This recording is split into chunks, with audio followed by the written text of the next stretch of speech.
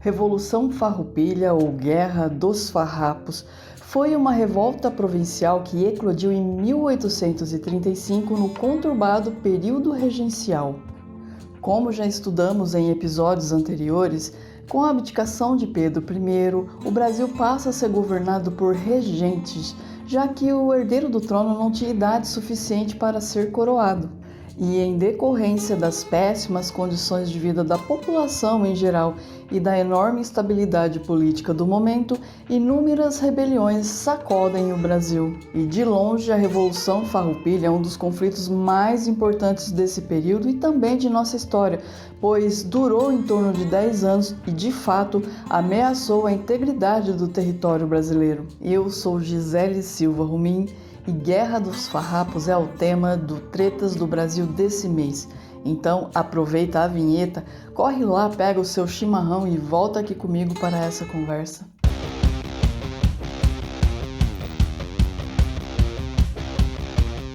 Mas quem estava envolvido nessa guerra e por quê? Bem, para entendermos melhor as causas dessa guerra é preciso retroceder ao ano de 1828, quando então o Brasil reconhece a independência de uma região chamada Cisplatina e que posteriormente tornou-se a República do Uruguai. Com essa emancipação do Uruguai, os proprietários de terra do Rio Grande do Sul ficam descontentes, pois o charque produzido no Uruguai passa a concorrer com o charque produzido no Brasil. Mas os produtores de charque do Rio Grande do Sul tinham certa razão nesse descontentamento. A concorrência com a carne estrangeira era desleal.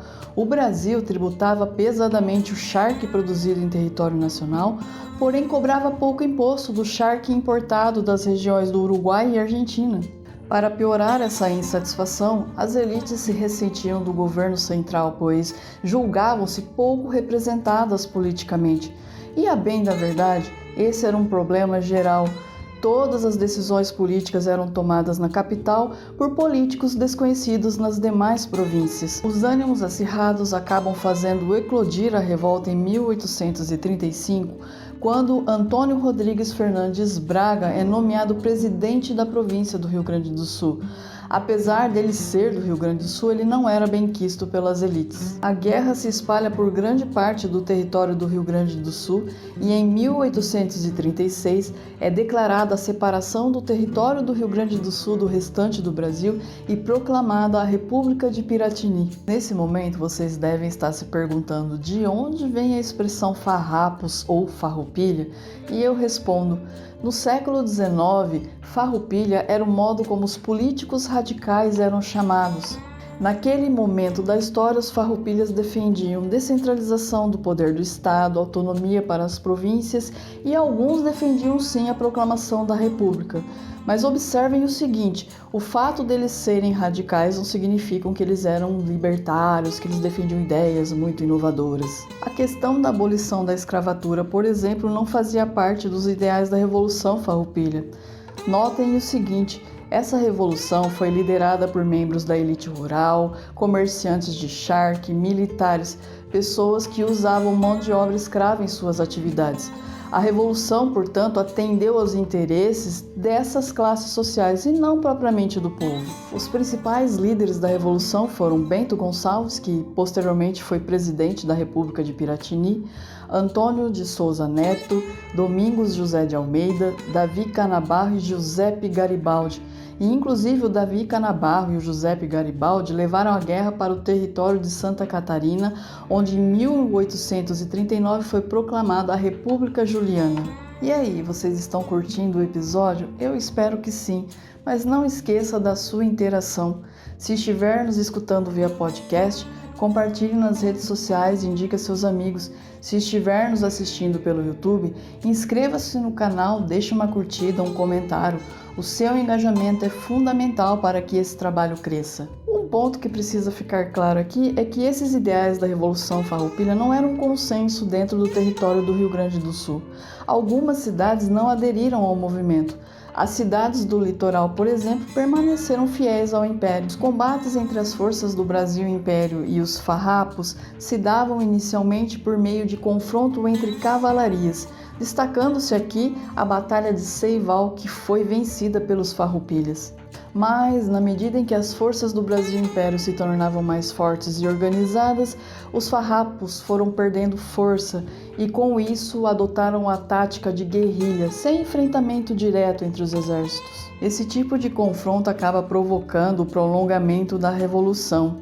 Essa treta só chega a fim por meio de negociações de paz entabuladas pelo Conde de Caxias, que posteriormente nós viríamos a conhecer como Duque de Caxias.